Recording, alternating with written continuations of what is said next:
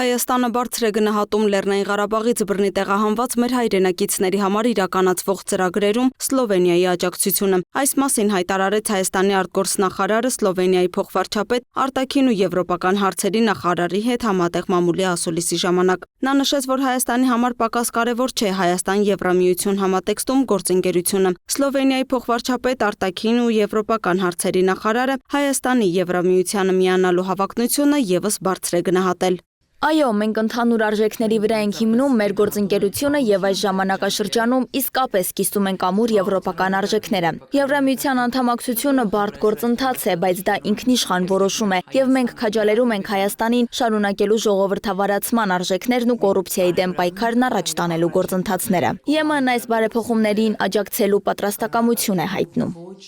Միրզոյանի տեղեկացմամբ անդրադարձ է կատարվել նաև տարածաշրջանային հարցերին, գլոբալ անորոշությունների եւ փոփոխվող աշխարհակարգի պայմաններում։ Համարել, ես շնորհակալություն եմ հայտնել եւ բարձր գնահատանք եմ հայտնել Սլովենիայի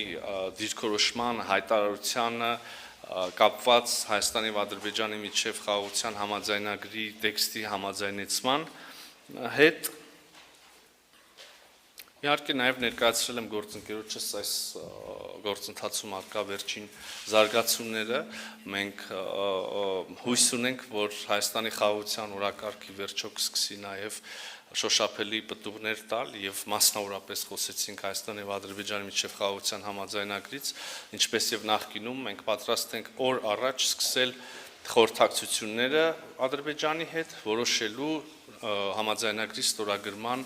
տեղը եւ ամսաթիվը։ Սլովենիայի փոխվարչապետ արտաքին ու եվրոպական հարցերի նախարար Տանյա Ֆայոնը ևս բարձր գնահատեց Երևանի խաղաղության հաստատմանն ուղղված ջանքերը։ Նաև եվրոպական օրակարգը միաժամանակ արձանագրեց, որ Հայաստանն ու Ադրբեջանը կարևոր քայլ են կատարել, հստակեցնելով խաղաղության համաձայնագրի տեքստը։ Նա ևս հույս հայտնեց, որ շուտով այն կստորագրվի եւ տարածաշրջանում լարվածությունը կնվազի։ Սա ոչ միայն կնպաստի երկու երկրների հարաբերությունների կարգավորմանը, այլև ամբողջ տարածաշրջանի զարգացմանը։ Ես գնահատում եմ այն աշխատանքը, որը կատարվել է խաղաղության հասնելու ուղղությամբ։ Մենք ողջունում ենք նախագծի տեքստի համաձայնեցումը։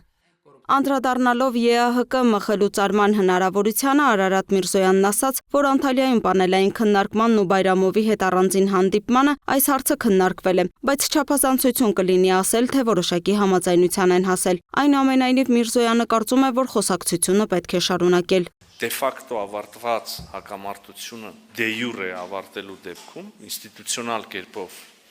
կոնֆլիկտի ավարտը ազդարարելու,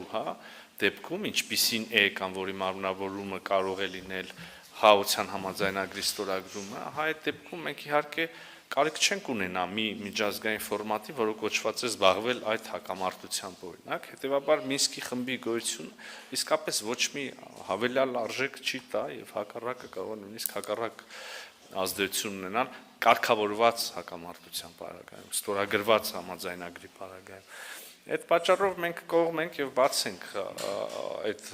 ձևաչափի լուծարման գործընթացին։ Մենք ուղղակի կարծում ենք, որ մենք այդ գործընթացները կարող ենք փաստաթղթեր առնվազն նույն օրում ստորագրել, նույն օրը, ինչ հաջորդականություն ուզում եք դրեք։ Մեկը խաղաղության համաձայնագիրը եւ մյուսը միահամատեղ դիմումը ԵԱՀԿ-ին տեղեկացնելով այդ խմբի լուծարման գործընթաց սկսելու Հայաստանի եւ Ադրբեջանի պատրաստականության կամ նախաձեռնության մասին։ Միրզոյանը կրկին ու կրկին վերահաստատեց Հայաստանի սահմանադրությունը Ադրբեջանի տարածքների նկատմամբ որևէ պահանջ չի պարունակում։ Նրանց որ եթե մտահոգությունները անկեղծ են, ապա համաձայնագիրը ստորագրելը բոլոր մտահոգությունները փարատելու ամենակարճ, ամենաարագ եւ ամենաարդյունավետ միջոցն է։ Լրագրողների խնդրանքով Հայաստանի արտգործնախարարը հայտնեց նաև, որ խաղաղության եվրոպական հիմնադրամից Հայաստանին 20 միլիոն եվրո հատկացնելու վերաբերյալ քննարկումները շարունակվում են։ Նա հիշեցրեց, որ անցած տարի խաղաղության եվրոպական հիմնադրամից Հայաստանին 10 միլիոն եվրո էր հատկացվել։ Լուսինե Գրիգորյան, Free News, Ազատ լուրեր։